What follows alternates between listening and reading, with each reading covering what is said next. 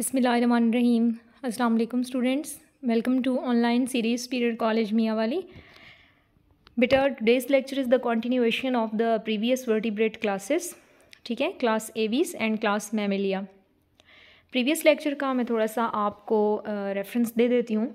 जो हम स्टडी कर रहे थे बेटा, हमने वर्टिब्रेट्स के बारे में पढ़ा था कि ऐसे ऑर्गेनिजम्स हैविंग द बैकबोन, ठीक है, वेल डेवलप्ड बैकबोन होती है उनकी, यानी रीढ़ की हड्डी रखने वाले जो ऑर्गेनिजम्स होते हैं उनको हम कहते हैं।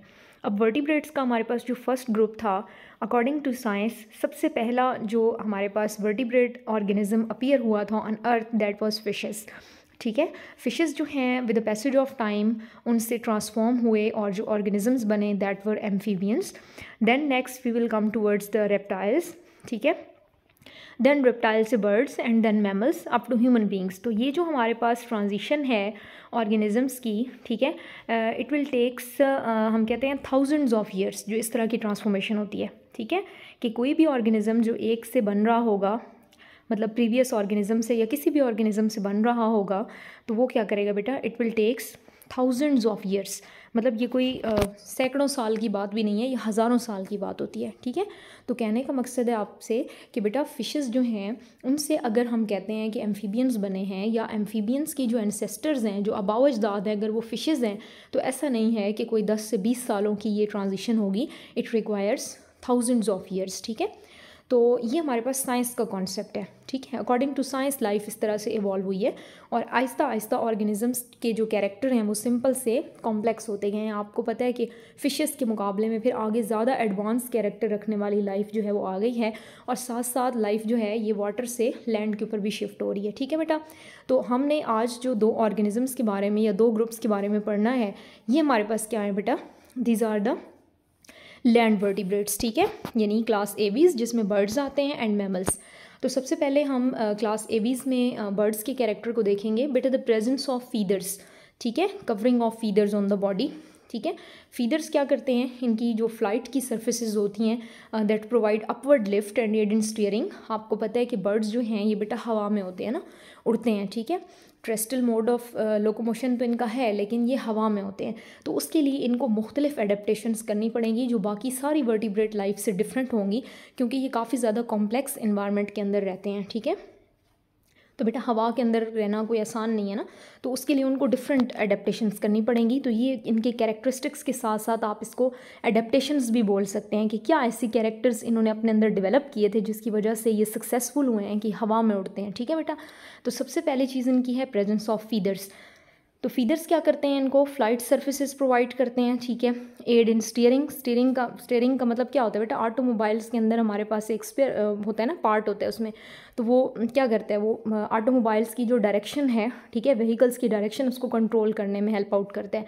तो अब वो कहते हैं कि जो इसके फीदर्स होते हैं ये स्टीयरिंग में हेल्प आउट करते हैं और उसको अपवर्ड लिफ्ट प्रोवाइड करते हैं। ठीक है, और ज़ाहिर सी बात है पूरी बॉडी को कवर करते हैं, तो ये हीट और वाटर लॉस से भी बचाते हैं।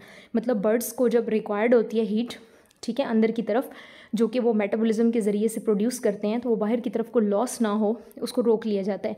अब बेटा लॉस ना हो, क्यों लॉस ना हो, अब ये प्रीवियस ऑर्गेनिजम्स के कंपैरिजन में आपने थोड़ा सा इसको देख लेना है कि हमने पीछे पढ़ा था, एक्टोथर्म्स कहा था हमने, पुइक्लियोथर्म्स की टर्म यूज़ की थी, कोल्ड ब्लडेड का नाम दिया था, कि वो हमारे पास ऐसे ऑर्गेनिजम्स थे जो कि जैसा बाहर का एनवायरनमेंट होगा उसके अकॉर्डिंग वो अपनी अंदर की कंडीशंस भी वैसी ही कर लेते हैं। ठीक है, लेकिन बर्ड्स हमारे पास ऐसे ऑर्गेनिजम्स हैं जो कि अपना इंटरनल जो कंडीशन है, चाहे टेम्परेचर है, चाहे वाटर की प्रेजेंस है, उसको रेगुलेट करेंगे। ठीक है, मतलब कि अमाउंट को फिक्स रखेंगे चाहे बाहर जो भी होता रहे, तो उसके लिए इनको एडेप्टेशंस करनी पड़ेंगी। ठीक है, सो फर्स्ट एडेप्टेशन जो आपके पास that is the presence of feathers. अब वो कहते हैं कि एंडोथर्म्स है। एंडोथर्म्स क्या होते हैं बेटा, कोई भी चीज़, जैसे हम हैं, हम भी एंडोथर्म्स हैं, हम कोई भी चीज़ जब खाते हैं तो उसके ज़रिए से हमारी बॉडी में हीट प्रोड्यूस होती है, उसको हम मेटाबॉलिक हीट कहते हैं ना। ठीक है, अब ये it depends on our type of हम कहते हैं एनवायरनमेंट, कि हम उसको क्या करेंगे, उस हीट को बाहर की तरफ को लॉस किया जाएगा, ठीक है, या फिर उसको अपने अंदर कंजर्व किया जाएगा। ये सर्दी और गर्मी के एनवायरनमेंट पर डिपेंड करता है। ठीक है, सो बेटा इनका जो इंटरनल हीट का सोर्स है वो इनके अंदर टेम्परेचर को मेंटेन करने में हेल्प आउट करता है। एक तरह से जो मेटाबॉलिक हीट है वो इंटरनली हीट प्रोड्यूस हो रही है ना, वो कहीं से गेन नहीं की जा रही, वैसे हम इन्वायरमेंट से भी हीट को गेन कर सकते हैं। ठीक है, animals who can maintain their core temperature, इनको हम होम्योथर्म्स कहते हैं। ठीक है, फिर होम्योथर्म्स की आगे जैसे मैंने आपको कहा था वार्म ब्लडेड हैं, ठीक है। तो वार्म ब्लडेड का मतलब यही होम्योथर्म्स, और जो मैंने कोल्ड ब्लडेड पीछे यूज़ किया था उसके लिए इन्होंने वर्ड यूज़ किया पुइक्लियोथर्म्स। इनकी बॉडी की अगर हम बात करें तो आपको पता है इनकी स्ट्रीमलाइन बॉडी होती है, ठीक है। स्ट्रीमलाइन बॉडी का मतलब पता है आगे से नोकीली होती है ना, और आपको पता है कि इन्होंने हवा के अंदर ट्रैवल करना होता है, एयर में मौजूद होते हैं, ठीक है। तो जाहिर सी बात है एयर का जो मीडियम है वो फ्रिक्शन कॉज करते हैं ना, ठीक है, किसी भी जो चीज़ है उसकी मूवमेंट में। तो जैसे आपके पास जितनी भी तरह की तेज़ स्पीड वाली ऑटोमोबाइल्स होती हैं उनकी भी आप देखें अगर तो शेप स्ट्रीम लाइन होती है, जैसे मैग्नेटिक बुलेट ट्रेन हो गई आपके पास, ठीक है, या फिर बेटा एयरबस हो गई, एरोप्लेन्स, ठीक है। तो वो कहते हैं कि इसकी बॉडी स्ट्रीम लाइन होती है। इसके अलावा इसके विंग्स प्रेजेंट होते हैं, ठीक है, जो कि इसको फ्लाइट के मैकेनिज्म में हेल्प आउट करते हैं। प्रोमिनेंट एयर स्पेसेस होती हैं इनकी बोन्स के अंदर, हॉलो बोन्स होती हैं, ठीक है, जिसकी वजह से ये फिर लाइटर इन वेट हो जाते हैं। सेंटर में जो हड्डी होती है ना बेटा, हमारे चेस्ट वाले रीजन के अंदर जो हड्डी होती है जिसको हम स्टर्नम बोलते हैं, चेस्ट बोन, ठीक है, जिसके साथ हमारी रिब्स की बोन्स अटैच होती हैं। तो बर्ड्स के अंदर वो जो स्टर्नम होती है ये ज़्यादा मॉडिफाइड होती है, ठीक है, ताकि वो बेटर अपवर्ड लिफ्ट प्रोवाइड कर सके, क्योंकि उन्होंने हवा में उड़ना होता है ना, तो पूरी बॉडी का वेट जो है वो इजीली उठा सके। तो उस मॉडिफाइड फॉर्म ऑफ स्टर्नम को इन्होंने कील कहा हुआ है, ठीक है, जो कि रिब मसल्स और उनको अटैचमेंट प्रोवाइड करती है, मतलब चेस्ट एरिया के अंदर जो होती हैं पसलियाँ जिनको हम कहते हैं। डाइजेस्टिव सिस्टम बर्ड्स की अगर बात की जाए तो थोड़ा सा इसमें डाइवर्जन मिलती है हमें, ठीक है। एसोफेगस कार्ड क्रॉप, ठीक है, इनकी जो एसोफेगस होती है खुराक की नाली है बेसिक, उसको हम क्रॉप कहते हैं, ठीक है। That is also have the storage structure, ठीक है, ताकि बर्ड्स बहुत ज़्यादा अमाउंट में एक चीज़ को खा लेते हैं ना जब वो लैंड पे आते हैं तो, ठीक है, ताकि फिर बार बार वो जिस तरह के इन्वायरमेंट में, ज़ाहिर सी बात है वो हवा में होते हैं ना, ठीक है, तो उनको फिर हवा में तो कोई फूड नहीं मिलती ना, तो उसके लिए उनको बार बार नीचे नहीं आना पड़ता, एक दफ़ा में वो फूड की अपटेक करके उसको स्टोरेज कर लेते हैं, ठीक है, और आहिस्ता आहिस्ता फिर वो उसको इंजेस्ट करते रहते हैं। ये आपके पास बर्ड्स की एक डायग्राम दिखाई गई है जनरल, जिसमें आपको थोड़ा सा इसके डाइजेस्टिव सिस्टम के हवाले से कॉन्सेप्ट आ जाएगा, ठीक है बेटा। नेक्स्ट इसका जो रीजन होता है स्टमक का, वो हमारे पास गिजर्ड होता है, ठीक है, मस्कुलर वॉल्स होती हैं इसकी, और ये फूड को क्रश करने में हेल्प आउट करता है। बिल, ठीक है बेटा। अब इनकी जो जॉज की बात की हमने, टीथ की बात करते हैं, ठीक है, तो बर्ड्स के अंदर एक बीक होती है ना, ठीक है, चोंच जो उनकी होती है, तो ये टीथ को रिप्लेस कर देती है, मतलब टीथ की जगह पे ये चीज़ होती है ना, इनकी बिल होती है, ठीक है। और इनकी जो टंग होती है, ये दोनों चीज़ें मॉडिफाइड होती हैं चीज़ों को पकड़ने में, ठीक है, फूड के जो रिसोर्सेज होते हैं या फिर इसको ग्रेस्प करके अंदर ले जाने में। तो ये डिफरेंट जो आपको बीक के पैटर्न्स दिखाए गए हैं ना, तो अब वो कहते हैं कि मुख्तलिफ बर्ड्स की ना, आप देखते हैं कि किसी की थोड़ा सा नुकीली होती है चोंच, किसी की ज़रा थोड़ा रिड्यूस्ड लगती है, तो कहते हैं ये डिपेंड करेगा कि ये बर्ड्स जो है ना ये कौन सी चीज़ को खा रहे हैं, ठीक है। जो नोकीली चीज़, नोकीली उनकी बीक होगी, कुछ की रिड्यूस होती है, ठीक है, तो वो डिपेंड करता है कि वो कीड़े मकोड़ों को खा रहे हैं, तो उसके लिए लंबी पतली सी बीक होगी, ठीक है, या फिर ये मुख्तलिफ जो आपके पास सीड्स वगैरह हैं, नट्स वगैरह, उसके ऊपर फीड करें तो और तरह की बीक होगी। सर्कुलेटरी सिस्टम की अगर हम बात करें तो बेटा 4 chambered circulatory system, proper partition heart होता है इनका, 2 एट्रिया एंड 2 वेंट्रिकल्स, ठीक है। नर्वस सिस्टम की बात करें तो वेल स्पेशलाइज नर्वस सिस्टम है। विजन एंड हियरिंग सिस्टम की बात की जाए तो बर्ड्स के पास जो है इंपॉर्टेंट सेंसेस मौजूद हैं। रिस्पायरेटरी सिस्टम एडवांस होता है इनका, ठीक है, नेज़ल पैसेजेस से, नेज़ल ओपनिंग से स्टार्ट होगा up to pharynx, trachea, then bronchi, ठीक है। वॉइस बॉक्स जो इनके अंदर होता है, इसको हम एक स्पेसिफिक वर्ड इसके लिए यूज़ करते हैं, सेरेंक्स, ठीक है, that is situated below the trachea. आपको यहाँ पे क्वेश्चन आता है बड़ा इंपॉर्टेंट कि how would you define the term syrinx, तो आपने कहना है कि it is the characteristic of birds, ठीक है, और रिस्पायरेटरी स्ट्रक्चर होता है situated below the trachea. Bronchi से आगे जो मुख्तलिफ आपके पास कॉम्प्लेक्स सिस्टम उसके आते हैं, ठीक है, यानी डिवाइड और सब डिवाइड होके चेंज हो जाते हैं इनटू एयर सैक्स, ठीक है। एयर सैक्स जो हैं दीज आर 9 इन नंबर, और वो पूरी बॉडी के डिफरेंट पार्ट्स के अंदर चले जाते हैं, एक्सटेंड हो जाते हैं, ठीक है। उन एयर सैक्स की मदद से क्या होता है कि फिर सरफेस एरिया थोड़ा सा इंक्रीज़ हो जाता है, तो वो ईजीली फिर एयर जो है वो वहाँ पे पास इन हो जाती है, ठीक है। उसके बाद आपके पास ये एमनियोटिक एग इनका कैरेक्टर होता है, like reptiles and mammals. Birds का भी उसी तरह से एमनियोटिक एग्स होते हैं। आपको पता है सबसे ज़्यादा जो ज़्यादा बड़े साइज़ का एग होता है वो भी हमारे पास इसी क्लास से बिलोंग करने वाला ऑर्गेनिज्म है, ऑस्ट्रिच, ठीक है। एग्स जो है इनके लेदरी शेल इसके ऊपर प्रेजेंट होता है। फर्टिलाइजेशन इसमें इंटरनल होती है, ठीक है। ओविपेरस होते हैं, यानी एग ले करते हैं ना इनकी फीमेल जो होती है।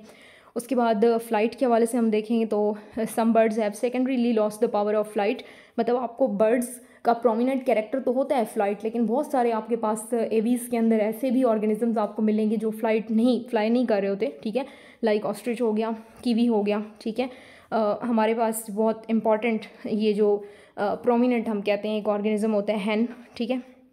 तो ये सारे जो हैं ये किस क्लास के अंदर आते हैं बेटा, ये रनिंग बर्ड्स में आते हैं, ठीक है। इसके अलावा फ्लाइंग बर्ड्स तो काफ़ी ज़्यादा होते हैं, पिजन वगैरह, पैरट, क्रो, ठीक है। तो ये आपको कुछ रिप्रेजेंटेटिव मेंबर्स दिखाए गए हैं। कीवी के बारे में यहाँ पे मैं आपको बताऊँ कि इसकी स्पेशलिटी है बेटा कि ये स्पेसिफिक एक रीजन है हमारे पास, जियोग्राफिकल रीजन अर्थ के ऊपर, ठीक है। न्यूजीलैंड का नाम देते हैं हम उस कंट्री को, ठीक है। उनका ये स्पेशल कैरेक्टर है कि उसके अलावा ये किसी भी और जियोग्राफिकल रीजन के अंदर नहीं पाई जाती, ठीक है। तो इस तरह की जो है बड़ी इंटरेस्टिंग सी जियोग्राफिकल पैटर्न्स भी हम देख रहे होते हैं बर्ड्स की हवाले से या मैमल्स के हवाले से। नेक्स्ट हमारे पास है class Mammalia, mammals, group of vertebrates, ठीक है, nourished by the milk from the mammary glands, ठीक है। इनका कैरेक्टर होता है मैमल्स, इनको इसी वजह से कहते हैं कि इनकी मेमरी ग्लैंड्स की प्रेजेंस की वजह से, ठीक है, और मिल्क की प्रोडक्शन होती है वहाँ से। बॉडी पे इनके हेयर्स मौजूद होते हैं, ठीक है। ये इनके जनरल कैरेक्टर्स हैं जिसकी वजह से हम इनको डिस्टिंग्विश कर रहे होते हैं फ्रॉम अदर क्लासेस। स्किन के ऊपर इनके ग्लैंड्स प्रेजेंट होते हैं, जैसे स्पेशियस ग्लैंड है, ठीक है, सोडोफिरस ग्लैंड्स, ये ऑयल ग्लैंड्स होते हैं और स्वेट ग्लैंड्स होते हैं जो कि कॉरस्पॉन्डिंगली ऑयल और स्वेट की सिक्रीशंस करते हैं, ठीक है, मल्टीपल पर्पसेस के लिए, मतलब माइक्रो ऑर्गेनिजम्स जो हैं उनको किल करने के लिए, या हमारे पास स्किन का जो वेट टेक्सचर है उसको मेंटेन करने के लिए। नेक्स्ट बेटा मेमरी ग्लैंड्स, ठीक है। ये मेमरी ग्लैंड्स जितने भी तरह के हमारे पास मैमल्स होते हैं आप लोग इससे वेल फेमिलियर हैं कि ये फंक्शनल होते हैं सिर्फ फीमेल्स के अंदर, ठीक है। वहाँ से मिल्क की प्रोडक्शन जो है वो हो रही होती है, जहाँ से वो अपने यंग वंस जो है उनको यो फीड करवा रहे होते हैं। टीथ का प्रॉपर पैटर्न होता है, ठीक है, मिल्क टीथ और परमानेंट टीथ। मिल्क टीथ जो है वो हमारे पास 6-7 ईयर्स तक ह्यूमन में अगर हम बात करें तो, और उसके बाद परमानेंट टीथ आना शुरू हो जाते हैं जो कि लाइफ टाइम के लिए होते हैं, डैमेज हो जाएंगे तो वो फिर रिप्लेस नहीं हो सकते दोबारा, ठीक है। ईयर के हवाले से बात की जाए तो एक्सटर्नल पिन्ना मौजूद होता है, ठीक है, जो आउटर उसका मटेरियल होता है। उसके बाद जो है अंदर की तरफ को 3 बोन्स होती हैं, इंकस, मेलियस एंड स्टेपिस, ठीक है, जो कि फ्यूज्ड फॉर्म में होती हैं, तो स्केलेटन का पार्ट कंसिडर होती हैं हमारे पास। हीट प्रोडक्शन अगर देखा जाए तो एंडोथर्म्स हैं, ठीक है, होम्योथर्म्स हैं, वेल स्पेशलाइज 4 चैम्बर्ड इनके अंदर हार्ट होता है। रिस्पायरेटरी सिस्टम इनका हाईली स्पेशलाइज होता है। मस्कुलर डायफ्राम होती है, ठीक है। डायफ्राम आप ऐसे देखें कि बेटा हमारे पास जो चेस्ट वाला रीजन होता है ना, ठीक है, यानी सीने वाला जो रीजन होता है उसके दरमियान में करके नीचे की तरफ को हमारे पास एक डायफ्राम मौजूद होता है जो हमारे पास थोरेसिक रीजन है और जो हमारे पास एब्डोमिनल रीजन है उसको क्या करता है, सेपरेट आउट करता है, ठीक है। प्रॉपर इनके अंदर वॉइस बॉक्स मौजूद होता है। लेरिंग्स, फर्टिलाइजेशन आपको पता है इंटरनल होती है। मेजर ग्रुप्स की अगर हम बात करें तो इसमें 3 होते हैं। प्लेसेंटल मैमल्स हो गए, ठीक है, जो कि एग लेइंग मैमल्स होते हैं हमारे पास। उसके बाद प्लेसेंटल मैमल्स एक कैटेगरी है हमारे पास, दूसरी कैटेगरी मार्सुपियल जो मैमल्स हैं, ठीक है, और एक हमारे पास जो कैटेगरी होती है वो प्रोटोथीरिया होते हैं, यानी कि एग लेइंग मैमल्स होते हैं। प्रोटोथीरिया हमारे पास एग लेइंग हैं जो कि अपनी सारी की सारी डेवलपमेंट है, ठीक है, जब वो कंप्लीट हो जाती है तो उसके बाद वो एक एग ले करते हैं, ठीक है, और एग जो है वो लेटर ऑन बाहर की तरफ जब बाहर के इन्वायरमेंट में रखा जाता है तो वो फिजिबल इन्वायरमेंट देख के एग के अंदर से वो ऑर्गेनिज्म जो है वो बाहर आ जाता है, ठीक है। मतलब डेवलपमेंट कंप्लीट होती है लेकिन जब फीमेल एग ले करती है तो बाद में वहाँ से ऑर्गेनिज्म जो है वो प्रोड्यूस हो जाता है। नेक्स्ट हमारे पास सब क्लास मेटाथीरिया है, मार्सुपियल मैमल्स होते हैं ये, जिसमें कैंगरू आता है आपके पास, ठीक है। ये क्या करते हैं, इमेच्योर बर्थ हो जाती है और उसके बाद उसको एक मार्सुपियम यानी एक थैली सी बनी हुई होती है उनकी बेली के ऊपर, उसके अंदर ये कॉन्स्टेंटली उस जो उनका बेबी होता है या देयर यंग वंस उसको एक पाउच लाइक स्ट्रक्चर के अंदर रखते हैं, उनको हम बेबी पैरस का नाम देते हैं, ठीक है। अपोजम हो गया हमारे पास, कैंगरू हो गया, तस्मानियन वुल्फ हो गया, ये ऑस्ट्रेलिया का कैरेक्टर है हमारे पास, ऑस्ट्रेलिया के अंदर रहने वाले ये ऑर्गेनिजम्स हैं। यानी कि स्पेशलिटी है कि वो स्पेसिफिक एक जियोग्राफिकल रीजन जो है वो अपना रखते हैं, ठीक है। उसके बाद सब क्लास यूथीरिया सबसे एडवांस हमारे पास क्लास है, प्लेसेंटल मैमल्स हम इनको कहते हैं, ठीक है। इनकी जो यंग वंस हैं इनकी development inside the mother body complete होती है and they will give birth to their young ones, ठीक है। इसमें डॉल्फिन आ जाती है, रैट, मंकी, ह्यूमंस इसके अंदर आ जाते हैं प्लेसेंटल मैमल्स में, ठीक है। तो ये आपके पास जनरल कुछ डायग्राम्स दिखाई गई हैं जिसमें आपने इन तीनों तरह के जो क्लासिफिकेशन है उसको थोड़ा सा हाईलाइट करके उसके डिफरेंसेस जो हैं वो याद रख लेने हैं, ठीक है। सो बेटा that was all about the lecture.